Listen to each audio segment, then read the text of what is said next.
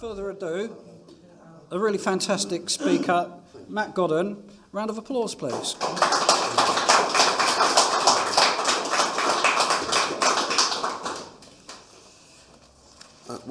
Thanks for everyone turning up. It's a real pleasure to be asked once again to address the meeting, and thank you to Lawrence as well for organising it. He puts in a lot of hard work to do these things. Now, we're all aware of the idiom, like turkeys voting for Christmas, which obviously simply means to accept a situation which will have disastrous results for you. Now, apparently the origin of the phrase can be traced to Liberal Party politician David Penhaligon, who is quoted as saying, "Us voting for the pact is like a turkey voting for Christmas," in reference to the 1977 Lib-Lab pact which he opposed. Now we have a general election, as Lawrence already stated, in a couple of weeks, and I, like probably most of you here, will be disappointed with the outcome. An enormous Labour victory is predicted, and once again the British people remain trapped on the seesaw between Conservative and Labour. In my humble judgment, lending support to Lab-Lib-Con is no different, metaphorically speaking, to the aforementioned turkeys voting for Christmas. So what do we do? How do the British Democrats galvanise sufficient support to provide a credible alternative to the Lab-Lib-Con gang? I believe the answer is community-based politics. Now, Westminster, and I quote this from issue 7 of Patriot magazine, which was published many, many years ago now, has to be approached by ladder, not parachute, and I couldn't agree more. So we should engage in local communities, speak with local people, tackle local issues, tackle the issues that concern them. Only by engaging with local people and tackling such issues will we tiptoe to success. Now, currently politicians are perceived as liars and fraudsters, and the general public are utterly exacerbated with them. And as a case in point, I was recently on holiday in Malta and was speaking to another British guy who was visiting his family there. He posed a straightforward question to me: do you plan to vote at the next general election? Now, this sparked a lively political discussion in which I conveyed my voting intentions, and given my experiences travelling relatively extensively and often engaging in discourse with, let's call them liberal-minded youngsters, which I assumed was his attitude, I anticipated a barrage of contempt. Now, to my surprise, such discourse never materialised. Instead, I discovered that Chris shared similar political aspirations. Our conversation flowed, I think, for around an hour or so, during which time I proudly declared my membership of the British Democrats. Now, regrettably, Chris, like many Britons today, expressed a pessimistic view of Britain's future. Phrases such as, "it's finished" and "we're never going to get our country back" featured in our conversation.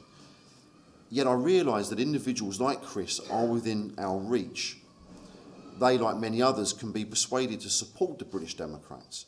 The challenge lies in reaching them and convincing them that abstaining from voting will not revive Britain.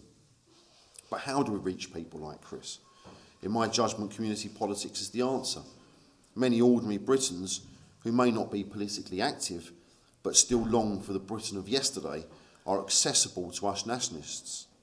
However, connecting with them requires the confidence to engage at grassroots level in their communities. Consider Chris as a case in point. He's disenchanted with the Conservative Party, for whom he's previously voted, and he's disinterested in politicians altogether. But imagine if Chris were to receive a leaflet from the British Democrats showcasing the activities of local activists, cleaning graffiti, picking up litter, reclaiming abandoned spaces. Would he be more inclined to participate in local elections? I believe so. Seeing firsthand how local activists are working for his benefit, transforming his community and displaying a genuine interest in the local area could reignite his political enthusiasm. And who would he vote for? The mainstream political parties who have abandoned and betrayed him, or local activists like ourselves who are interested in the community all year round and not just for a few weeks prior to an election? Actively engaging with the community fosters a sense of belonging and attachment to one's neighbourhood or town. When individuals feel connected to their communities and have a voice in shaping its future, they are more likely to invest time and resources into its well-being. And moreover, they are more likely to invest their political allegiance to the party who cares for the local community for the party who is responsible for positively shaping it and acting on its behalf. Voter disengagement is high, as we know, so the public must understand that a British Democrat candidate is committed to serving their community, not just during election cycles, but continuously.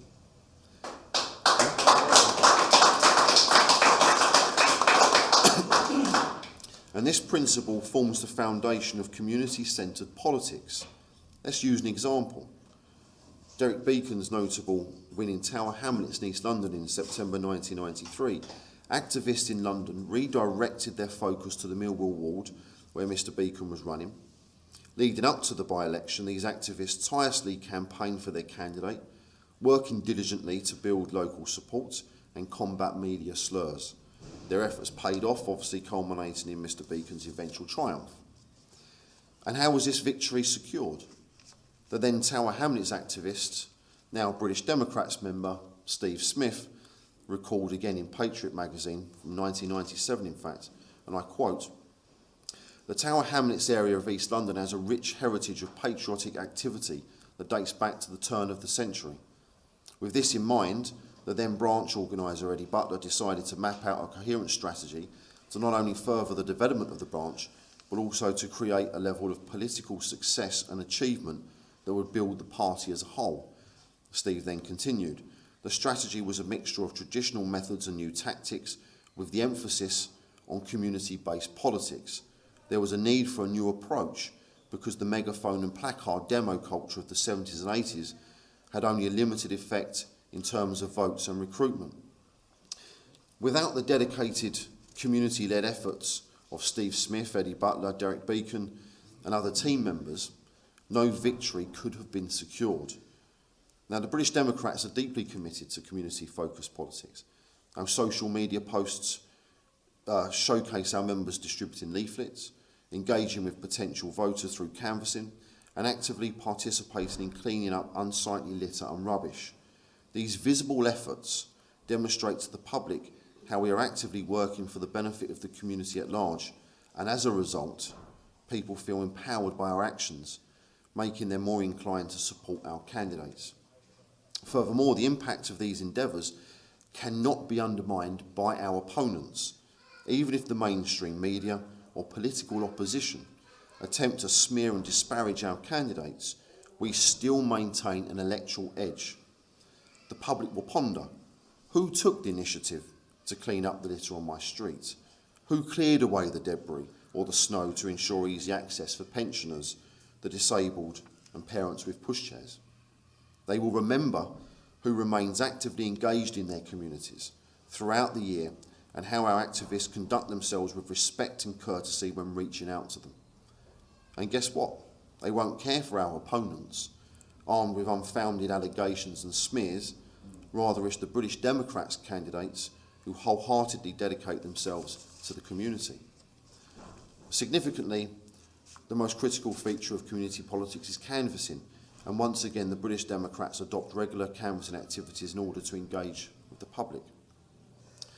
What the country needs is change. We need to clear out the old establishment parties, and we can't do that with a banner or a placard. Our only chance is the ballot box. It's through voting, and when you vote for us, you're voting against what the establishment stand for. You're voting against the decline of our country, but you're not just voting against, you're voting for something. You're voting for this village, for this town, for this city, for this land, and what your grandfathers fought for.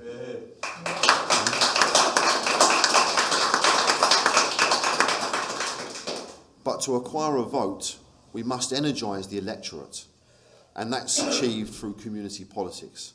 So I'll conclude with these words again from the brilliant Steve Smith writing in Patriot magazine all those years ago. Nationalists can now dispense with noisy, conflict-styled demonstrations. Real progress and growth is created by intelligent and consistent work within a broader strategy of feasible objectives and targets.